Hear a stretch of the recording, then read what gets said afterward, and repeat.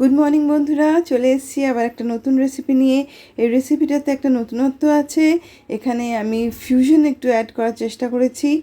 আমি নিয়ে এসেছি সয়াবিন দহিবড়া। আমি সাফোলার সয়াবিন ইউজ করছি। এখানে সয়াবিনটাকে আমি 3 থেকে 4 মিনিট ভালো করে সেদ্ধ করে ধুয়ে নিচ্ছি, আর একটা আলু সেদ্ধ করে রাখছি। এবার কড়াতে আমি সাদা তেল দিয়ে পাতলা করে কাটা পেঁয়াজ ভেজে রাখবো। এটা একটু বেরেস্তার মতন ভেজে রাখবো। এবারে সেদ্ধ করা সয়াবিন ভালো করে চিপে জল ঝরিয়ে গ্রাইন্ডারে দিচ্ছি। এখানে আমি একটা কাঁচা লঙ্কা দিলাম, 1 টিস্পুন গার্লিক পাউডার দিয়েছি, 1 টেবিল স্পুন অনিয়ন পাউডার দিলাম, স্বাদ মতো নুন দিচ্ছি, একটু অলিভ অয়েল দিচ্ছি, আর 1 টিস্পুন চাট মশলা, আর একটা লেবু চিপে, এটা 1/4 লেবু চিপে দিয়েছি।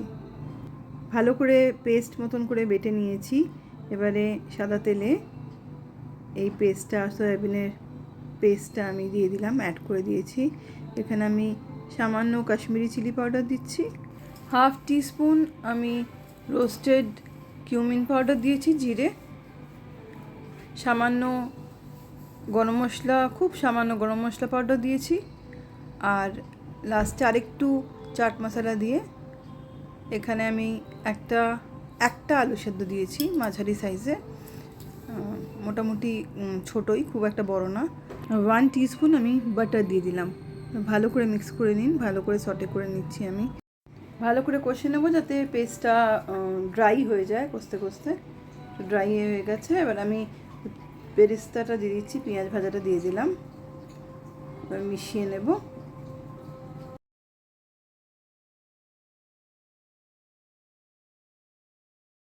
এরকম করে নেড়ে ছেড়ে শুকিয়ে নিতে হবে।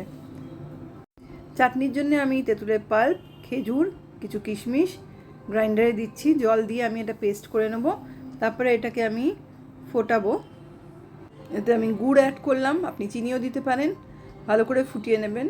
একটু কাঁচের মতন এসে গেলে, যেরকম টেক্সচারটা এলে, এখানে আমি ভাজা জিরে পাউডার দিয়েছি, আর আপনি চাইলে লঙ্কাও ভেজে দিতে পারেন জিরে পাউডারের সাথে, একটু শুকনো লঙ্কা, আমি সেটা দিইনি।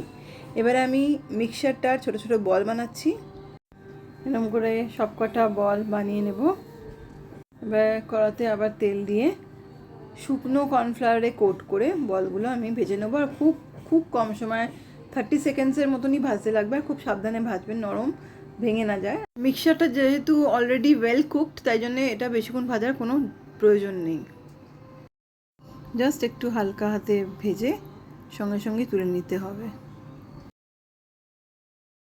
সবগুলোই এরম করে ভেজে নেব। দই বানার জন্য একটা বাটিতে দই ফেটিয়ে নেবো। এখানে 4-5 চামচ আমি দই নিচ্ছি, স্বাদ মতো নুন দিচ্ছি, 1 টিস্পুন আমি চিনি গুঁড়ো দিচ্ছি, চিনি পাউডার এটা, আর ভালো করে মিশিয়ে নিচ্ছি। প্রথমে জল দেবেন না, প্রথমে আগে ফেটিয়ে নেবেন, তারপরে জল অ্যাড করতে হলে, বেশি গাঢ় হলে একটু জল অ্যাড করে দেবেন। আর দইতে কিছু দিতে হবে না, কারণ আমরা বড়ার মধ্যে যখন সাজাবো তখন সব কিছু দেবো। এবার প্লেটে আমি সয়াবিন বড়া সাজিয়ে নিচ্ছি। এবারে উপর থেকে দই দিচ্ছি, যত ইচ্ছে দই দিন। আর এবার আমি মিষ্টি চাটনি দিয়ে দেবো, আপনার ইচ্ছে মতন দেবেন। এবার আমি উপর থেকে বিট নুন দিয়ে দিচ্ছি, চাট মশলা দিচ্ছি, জিরে গুঁড়ো দিলাম, এবারে কাশ্মীরি রেড চিলি পাউডার দিচ্ছি। উপরে আমি কটা বেদানার দানা ছড়িয়ে দিলাম। এবার সামান্য তেলে আমি গোটা শুকনো লঙ্কা টেম্পার করে উপর থেকে ছড়িয়ে দিলাম। কি কালারফুল আর কি টেম্পটিং লাগছে, একবারে দেখুন তাকিয়ে। উফ, আমার মনে হয় এটা অনেকেই আজকেই ট্রাই করবেন, আর সত্যি ওয়ার্থ এটা ট্রাই করা। ভেজিটেরিয়ান পার্টিসের জন্য এটা একদম হট কেক হবে। রঙটা একদম ফাটাফাটি লাগছে। This is so inviting.